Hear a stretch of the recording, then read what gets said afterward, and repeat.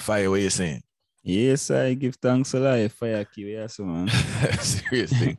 We are here again, Ballhead and the Dread podcast. Fire, we have to remind the people before we get into this reason that make sure you check out my Brethren EP there, Disrupting the Status Quo there in the description. Also, Generation Got Riddim, they are running hard. Tunes from the one, Autarchii, Mudabruka, Luton Fire, Aimaru Tafari. Also, remember all about Chant Down Baltimore, June 25th. The date is getting near. So make sure you are there. If you're not there, make sure you tell it one. I know you know somebody in Maryland or DC. Make sure they pass through. You have to give in a donation to get in, not going around the thing. Yes, it's free, but you have to bring a donation to get in.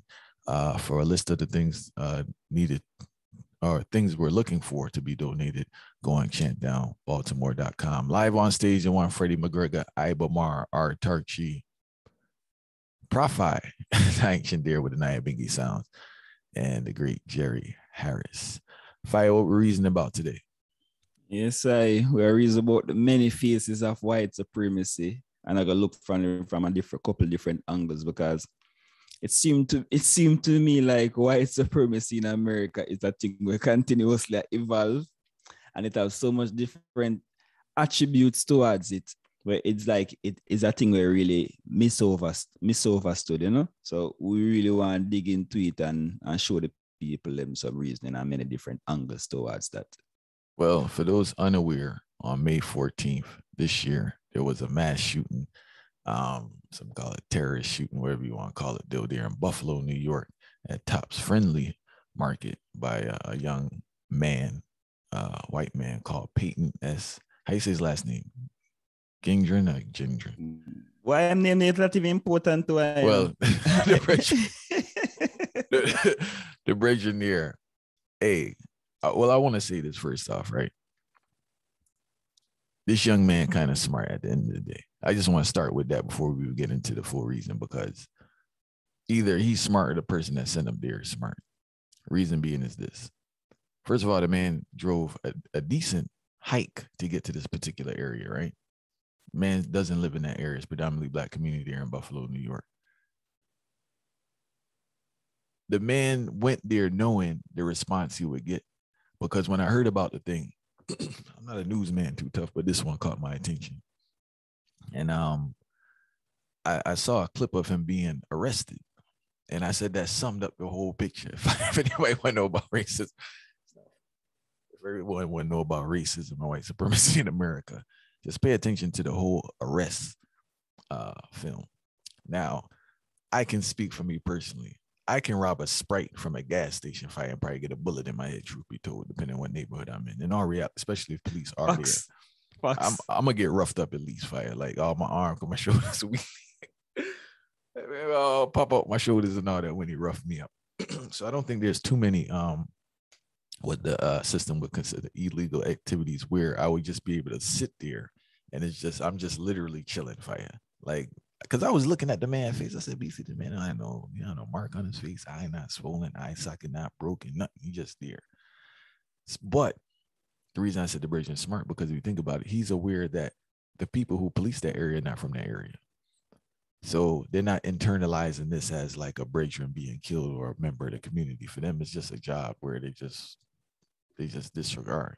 I'm not going to go into the thing to say the police force was pleased with the killing. No, I'm not going to say that. But in regards to that empathy you would have if you were from the community, you were really connected to the community, these people were really your people, I feel a rage would be displayed on that type of atrocity.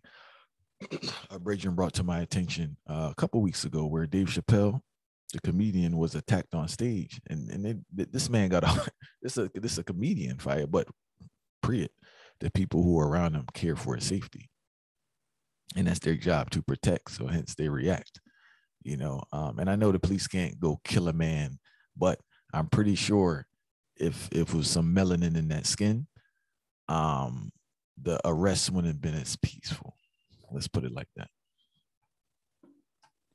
See, when enough people understand is America go be America, Because I think a lot of people are trying to go around the fact that white supremacy exists, white privilege exists, all of these things exist. Like them I try to tell us it's a thing of the past. But what we really are try overstand is why aren't none of these, because I see the news, and why aren't none of these news media calling it what it is? Oh, the suspect, the suspect, the suspect. Oh, here. So it seems like terrorism always come into play, or the term terrorism always come into play when it don't have to do nothing with the white people. Because of the facts that, if it was a person who was not white, you like hear this act of terror, but the news media them just step on this suspect thing. And we have to realize the terminology is what I'm using, because whether we like it or not, yeah, the black people, a lot of black people and a lot of people in our various communities are fight against themselves or kill off themselves. But when we say act of terrorists from white people, it always look to be something where in a colossal type of way. It have to be something big, something really will stand out, something like this. Yeah, this version is not a normal version into, because, and it's not unique. Let me make sure I put it out there. It's nothing unique, because we see Dylan Roof a couple of years ago, who actually carry out a similar act and was treated in the same exact way. Them even stopped to bring him go McDonald's so him can get food. I know this version now commit an act of terror and get treated in a such a way. But I don't really get why people surprised by this. It's like people always want America to be this nice country where black people want that. It's like black people, oh no, I'm so surprised, I'm so shocked. Why are all of these, It not makes sense to me. It's a sense of denial that people live with, not accepting the truth, right? And also, I wanted to touch on, at least this time, fight, they didn't go with the mental health vibe. So at least I was pleased with that. They didn't cry, say a mental health issue. Obviously, there's some mental health issue, but they just write it off as this person's mentally ill and disregard everything else, right?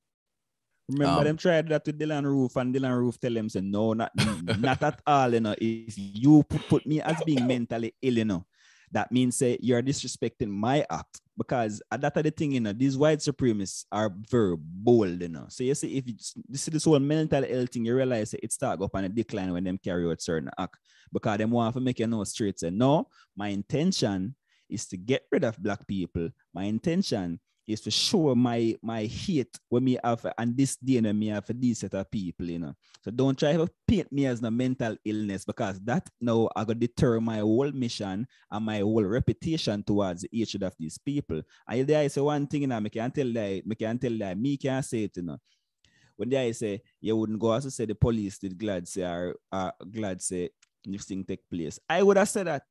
I will say that bowl the fire. I will say that, and I have reason and justification to say that in a fire. Say the police department, the Buffalo Police Department, along with a lot of different police department, because we know say these people are like some Ku Klux Klans, but them have on uniform. Because we know all the hatred where them have for the community. A lot of the community have hatred, black community have hatred for themselves.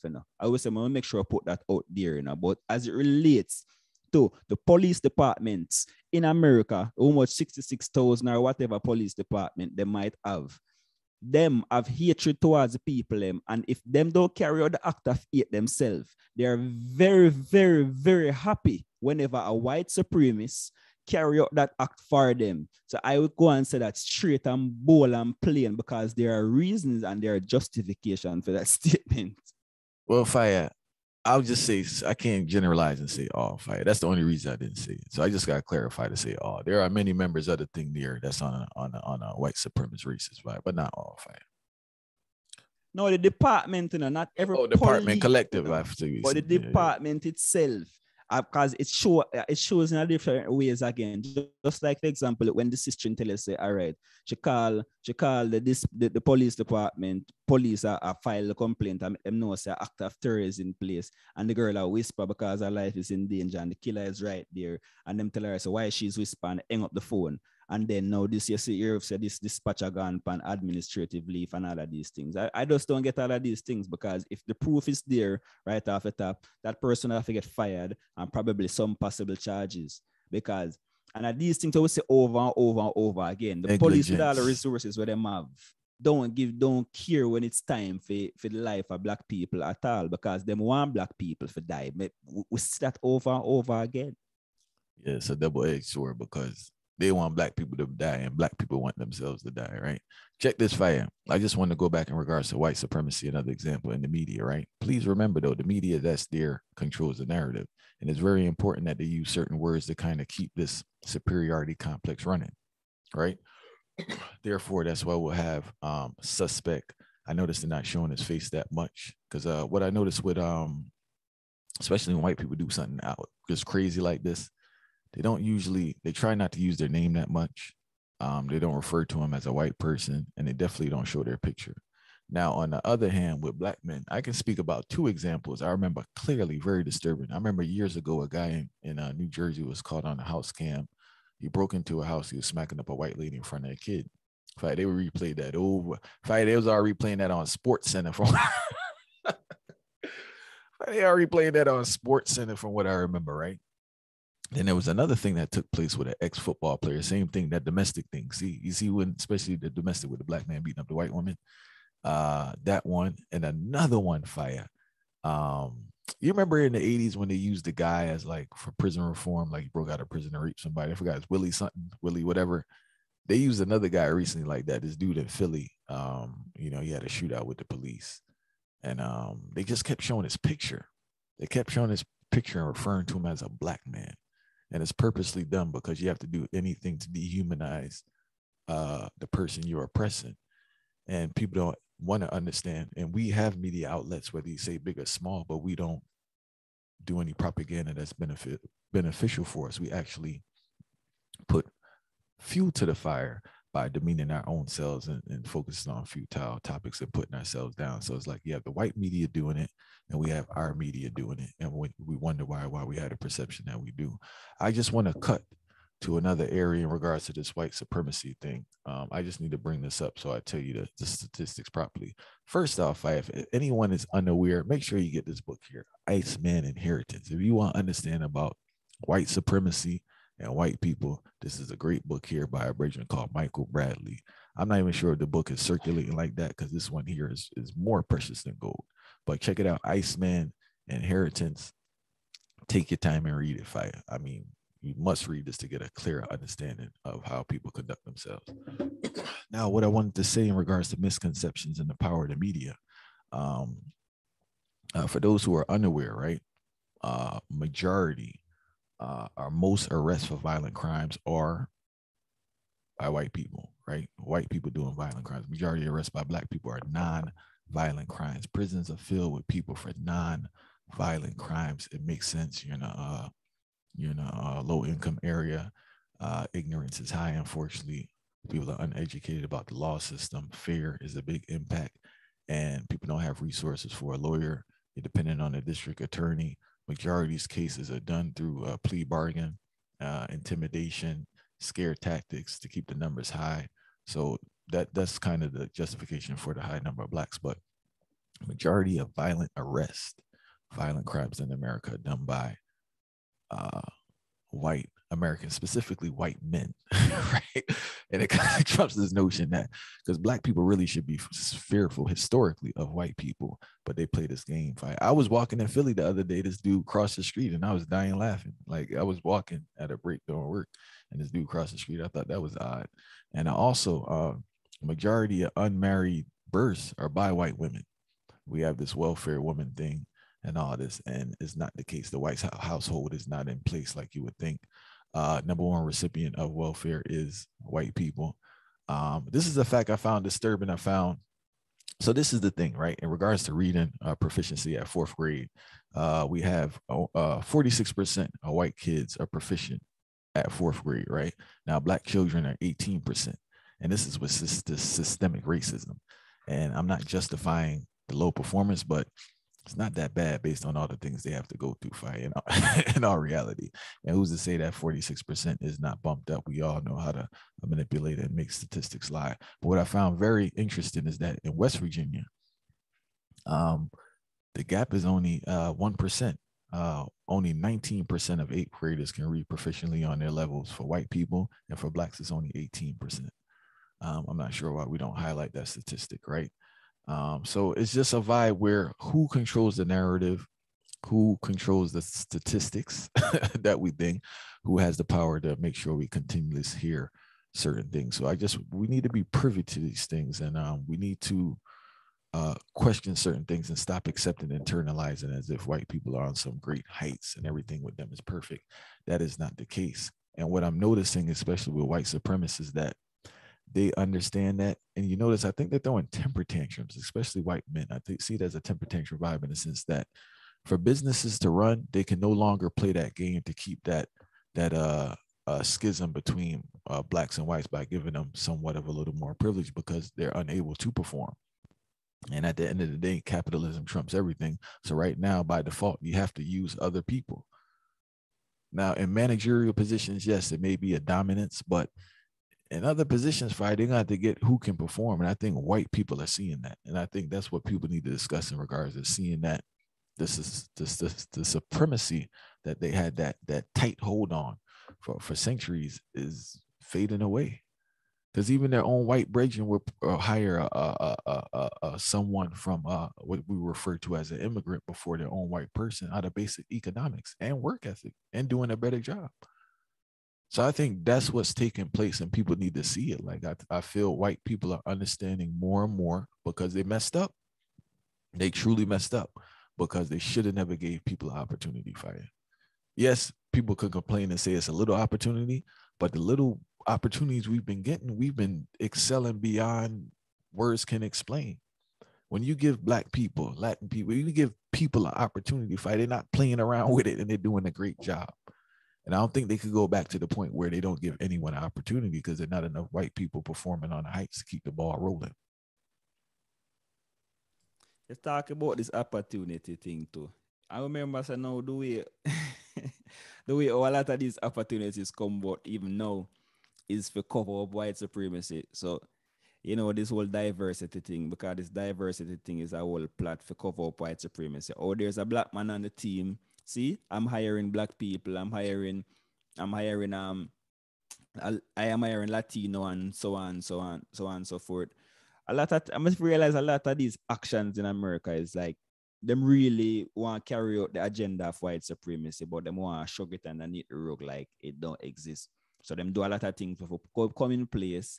So in case you try to call them out on the act of white supremacy, then it can fly over a lot of people.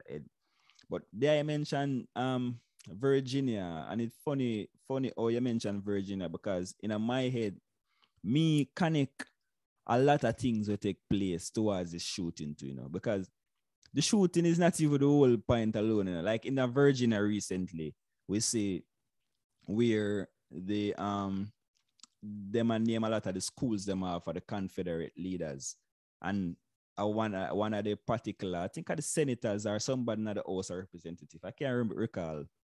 She said they might preserve them history and so on and so forth. So yes, he say them blatant with it now. Them not hide it in a certain ways, But then yes, he said them are do it in a certain subtle form. So you find different ways where it show it face in the country. And you have to really say, wait, but this thing is very much connected because me see the connection between Virginia naming them schools after Confederate leaders. Just being an extension of the shooting will take place with this bridging in a Buffalo. And me connect that back to this capitalistic system where them create for divide the people to ensure that them alone can be the ones that benefit in this quote unquote free market. Me start to put the dots them together and I realize this thing is fully organized crime. Is not no little crime where it take place and no little things where it take place. It's a full organized crime, a full scope, a full system in place where designed to make the thing still like how it is right now and make a certain set of people dip on the decline and a certain people dip on the come up and the uprise because the man them so smart that them can do all of these things and still get away with it and make it become like 9 days story, the way them how them set up them thing because some people forget about the shooting already. And that is just the reality of what it is because tomorrow some other news are going to come and it will take place at this and tomorrow some news will come. And that's why sometimes sometimes when I hear the people them say, oh, I'm so surprised, I'm so shocked that this take place. It's not. I feel like at first my dad say, oh, them people are for really shocked when so much of these atrocities take place. But then I start thinking about it and I say, I wonder if them shocked for true because them not really understand like why it take place first and foremost. So much things get thrown in front of them face that them can't recall the recent occurrence them will take place with some similar things. And then my next problem now is that Black people in all of this seems like them forgiveness level start increase because one start tell us, oh, well, all right, you know, when me distinctly remember about the whole Dylan Roof situation when him going, I don't even remember if everybody recall the Dylan Roof would go in a church, I think somewhere in Alabama, one of those states, them down south, and shoot around 9 Black people in a church, him sitting at the church from the beginning of the service. My whole thing is that nobody don't realize that when I have a Black church and when don't really see white people like that in the church. Nobody don't realize that this man sit down in the church all this time. Fire. Listen, I'm gonna bring up this book again. Fire is one section in the book I have it marked off here if anybody want to know. Look, page 35. Fire, my man writing my things if you can see it. Man, break down Black people too nice, yo.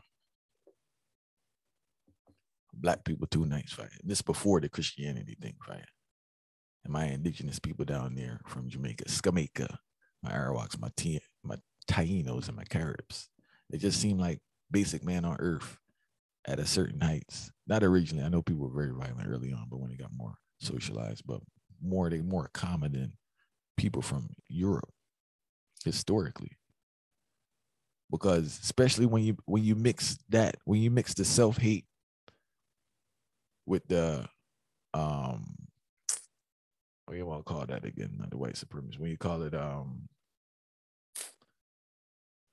not white supremacy, right? What about when Black people kind of look down on themselves? Not self-hate, but it's another word I'm looking for. Inferiority complex.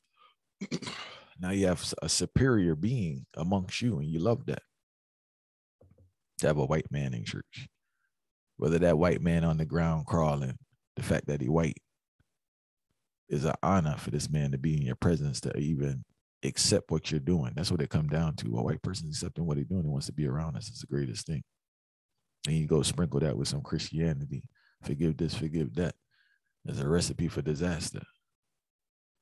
Yeah, because once I say God is so good that he make even now make Black people and white people unite under the same banner. And that become the new narrative now. And but the main thing what really bother me about the whole thing still in a fire, like really and truly, is when we look on the news, the same day this incident happened, you know. I can't remember how much years ago, but one thing will never figure it out of my head. The people them just lose 9 people who grandmothers and grandfathers and fathers and auntie and uncle just lose 9 family members fire 9 people at them church, them congregation, and the people them looking at the camera and tell us that them forgive him in a fire. Nah, fire, that's the Christian. Nah, fire. You know that already, fire. That's the Christian sickness right there. It's a sickness. Yeah, but it's a full-blown sickness. To my thought process still. No, it's a full-blown sickness because what happened right now is that it's like they don't want to deal with life. So they just default into this thing that's not rational. Because first thing they're gonna tell you is God plan. Then they're gonna tell you about forgiveness. But they themselves don't forgive their own family. But they want to forgive somebody with some own atrocity. Fire, I want to jump back to something real quick.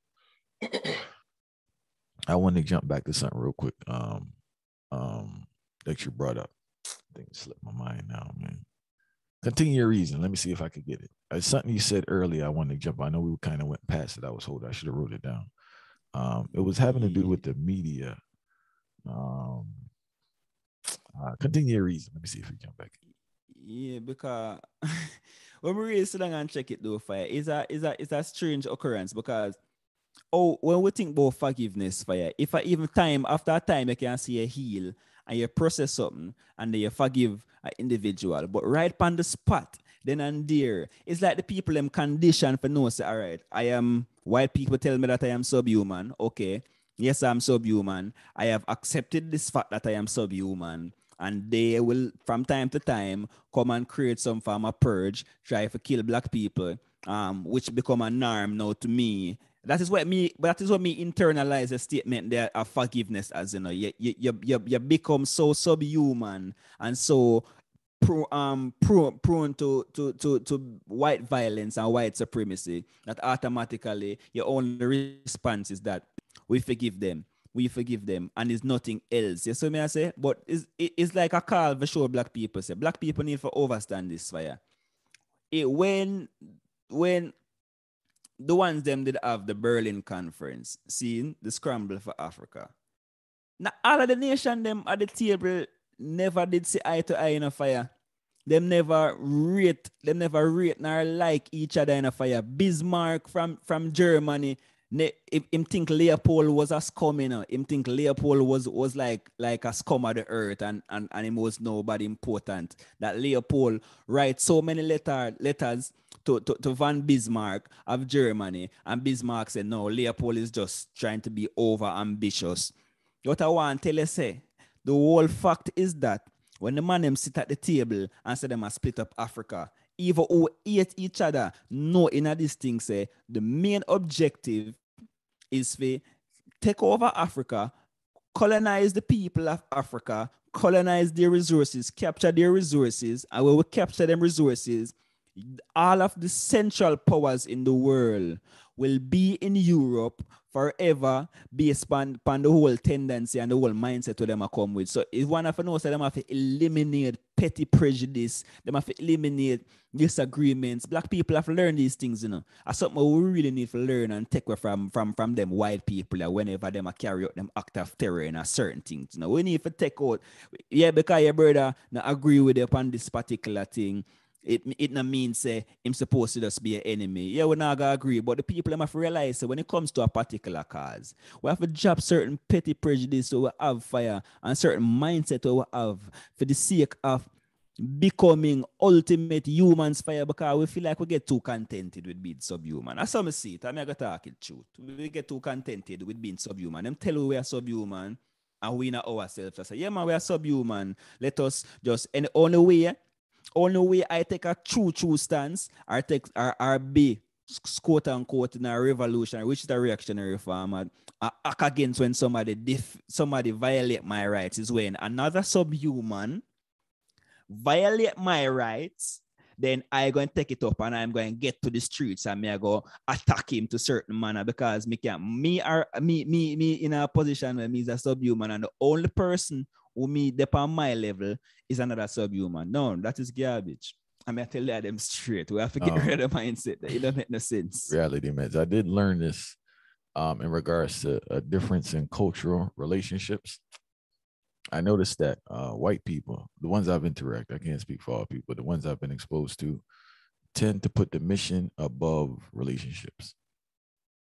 And black people now, we put our feelings or relationships above the mission. And that is something there we need to swap out. I remember what I wanted to say earlier when you talking about the media, right?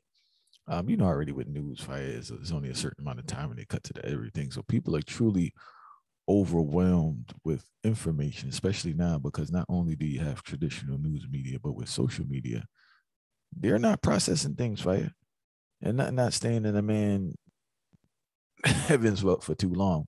And when they do discuss it, it's just a regurgitation. They didn't like analyze the situation and reason it out. They're really regurgitating whatever the headline said, whatever someone said on a social media feed, whatever they said on the news, and they run with that. So right now, I think it's even an easier time to indoctrinate and propagate people with information, specifically false information, because the whole filtering process of rationalizing stuff and thinking about stuff and analyzing stuff is just not there.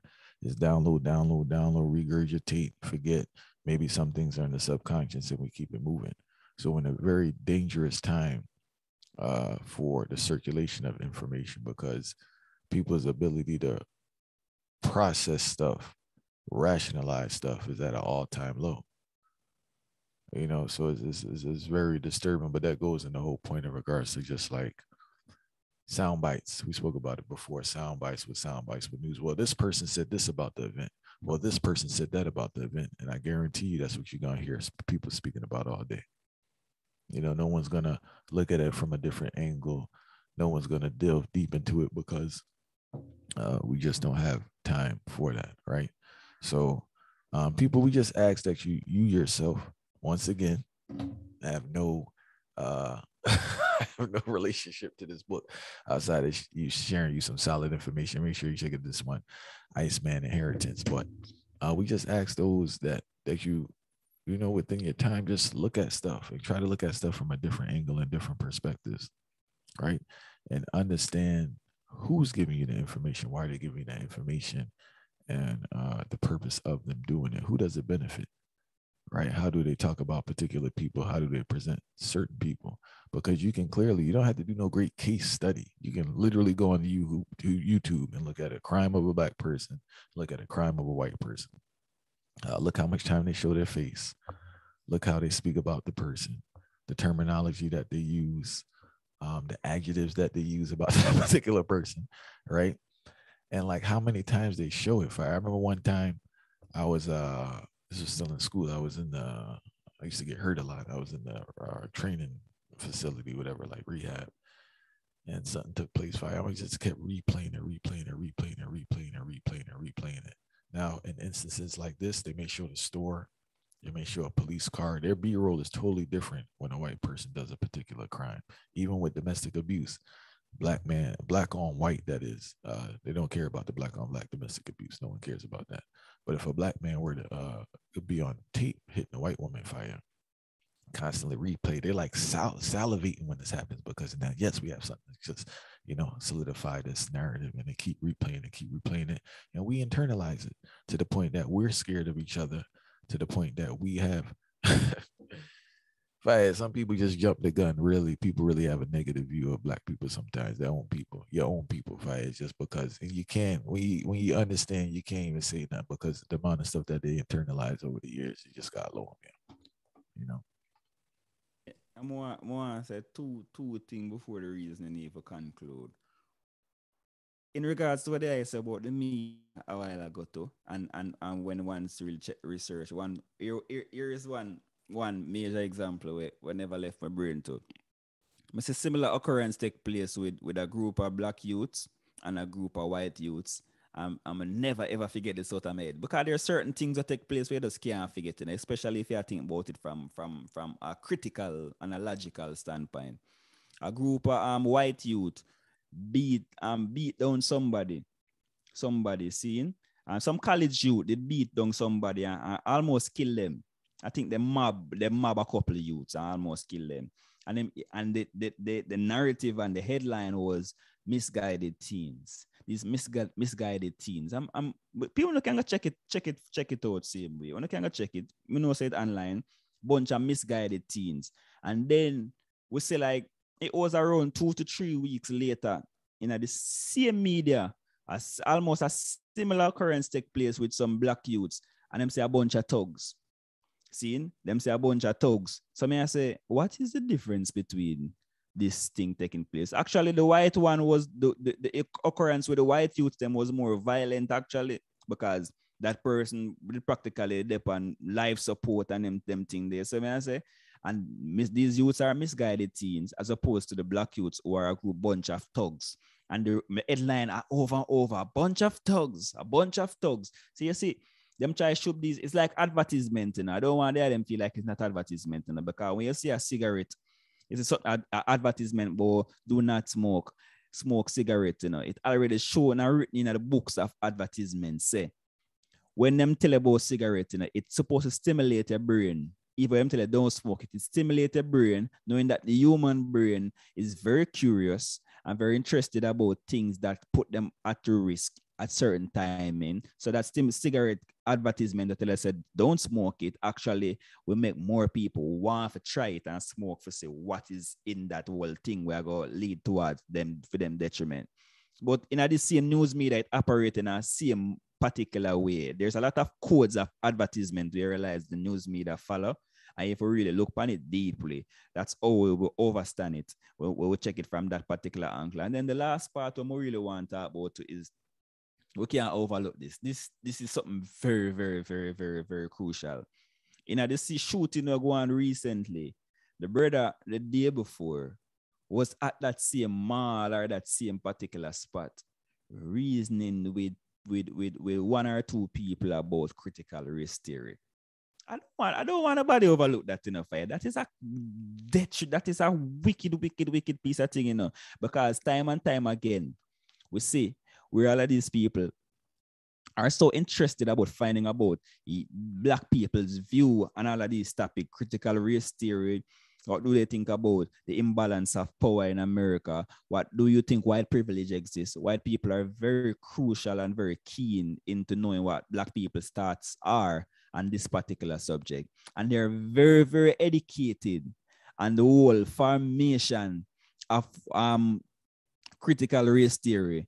And they're very obsessed with critical race theory. So you see, whenever them carry out all of these acts, these things are very, very conscious. Just the fact that them can ignite a conversation of that nature and make the conversation of that nature take precedence in a calm manner, having a preconceived notion already, and then thinking about an act of terror where you have a carry on, knowing say you just get all of this information. You know how much that help him in a film strategic doings the next day, just knowing what these people think of critical race theory and how critical race theory impact doings and the movements of black people in America. So that's something we really want people to sit down and think about and know how all of these acts were carried out, have a sense of consciousness where it's not normal. And we recommend everyone still. Oh, also I put the statistics that report. I got the information from. I put it in the description, so make sure you check it out if you are interested to see the disparities in regards to people's use of government assistance, education, and crime. Right. What else is there? Make sure you check out that book, Iceman Inheritance. Do remember in the description, my brethren there, our Autarchii EP, Disrupting the Status Quo. Make sure you check that one out. Generation Gap Riddim there. Also, make sure you check that out. Make sure you purchase the thing, right? Stream it. And do remember all about Chant Down Baltimore, June 25th there. Carroll Park, Baltimore, Maryland, live on stage. The one Freddie McGregor, Ibamar, Autarchii, Jerry Harris, Profi. Benefit concert there for the homeless. You have to bring in an item to get in. It's free to enter only with an item. If you don't have an item, they're not going to let you in. For the list of items we are looking for, please check it out on chantdownbaltimore.com. I put the link in the description. Encouraging everyone to read. Easy on the social media. Open your eyes. Just kind of sharpen up the blade. Can't be walking around here dull and foolish,